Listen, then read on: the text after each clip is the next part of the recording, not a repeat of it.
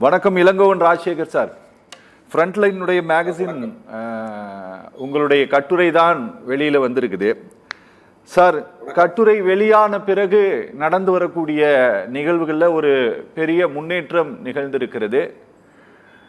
ஒரு ப்ரெஸ் மீட்டை சந்தித்த பிறகு அடுத்த நாளிலிருந்து நடந்த நிர்வாகிகள் ஆலோசனை கூட்டம், நீக்கப்படக்கூடிய நிர்வாகிகளுக்கு மயிலம் சிவகுமாருக்கு திரும்பவும் நியமன கடிதம் கொடுப்பது, என்னுடைய கடிதம்தான் செல்லும் அப்படின்ட்டு சொல்லியது.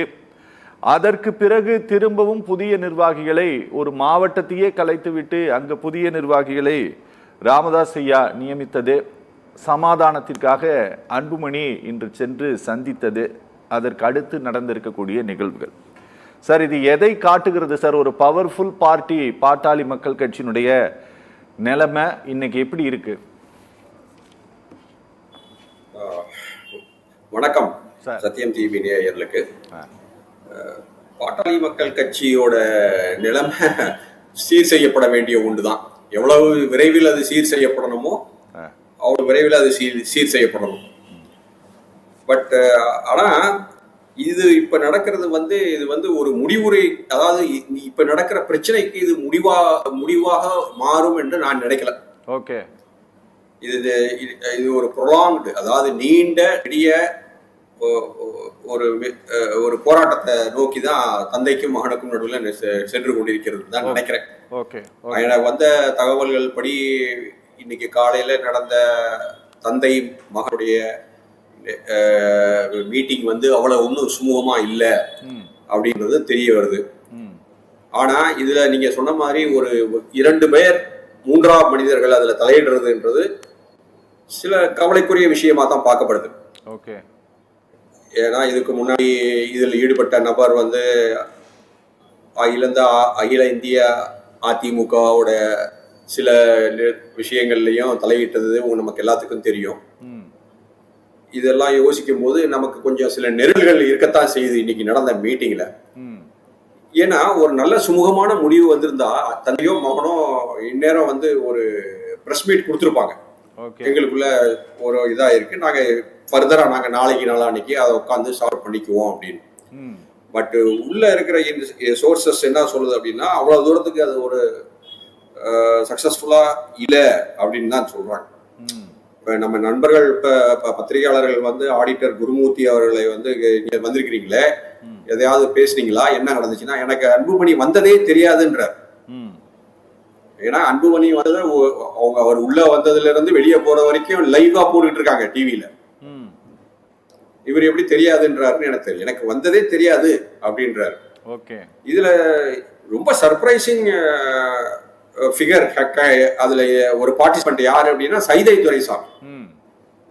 அவரு எப்படி இவரோட சேர்றாரு, இவங்க 2 பேரும் சேர்ந்து பாகால என்ன பண்றாங்க, இதெல்லாமே பல விதமான கேள்விகளை நமக்கு ரொம்ப நெருடலான கேள்விகளை முன்வைக்குது. புரியுது. ஏன்னா அதிமுகவில இருந்து ஒரு பெரிய தலைவர், யாராவது 2ஆம் கட்ட தலைவர் லைக் சிவி சண்முகமோ எஸ்பி வேலுமணியோ வேற யாராவது போயிருந்தா கூட நமக்கு ஒன்றும் தெரிஞ்சிருக்காது. சைதை துரைசாமி அவர்கள் இப்ப ஒதுங்கி இருக்கிறார். ரொம்ப அரசியல் ரொம்பவும் அவர் ஒன்றும் பெருசா இதுல இருந்துக்கிறது இல்லை. அவர் பாட்டுக்கு அதிமுகவில் இருக்கிறார். எம்ஜிஆர் காலம் தொட்டே இருக்கிறாரு, ஒதுங்கி இருக்கிறார். பட் அவர் எப்படி இந்த லைம்லைட்டுக்கு வராருன்றார். அவர் எப்படி ஒரு ஆடிட்டர் குருமூர்த்தி அவர்களுடன் சேர்ந்து ஒரு பாமக போன்ற ஒரு கட்சிக்கு மத்தியஸ்தம் பண்ண வருகிறாரா, வேற அவருடைய ரோல் என்ன? ஆடிட்டர் குருமூர்த்தி கணக்கு பக்கம் வராங்க, வேற ஏதாவது ஒரு டெக்னிக்கல் ஜாப் இருக்கும், அவங்க ஃப்ரெண்டுன்னு வராரு. சோ இது எல்லாமே ஒரு கைண்ட் ஆஃப் சந்தேகத்தை இன்னும் கொஞ்சம் அதிகப்படுத்துதே ஒழிய ஒரு பெரிய நம்பிக்கையை கொடுக்குற மாதிரி எனக்கு தெரியல. ஓகே சார், என்னன்னா சமீபத்தில் திரு சைதை துரைசாமி கொடுத்த ஒரு பேட்டி, அதில் அவர் சொல்லிய விஷயம், அதை மையப்படுத்தி நான் பேச விரும்புகிறேன்.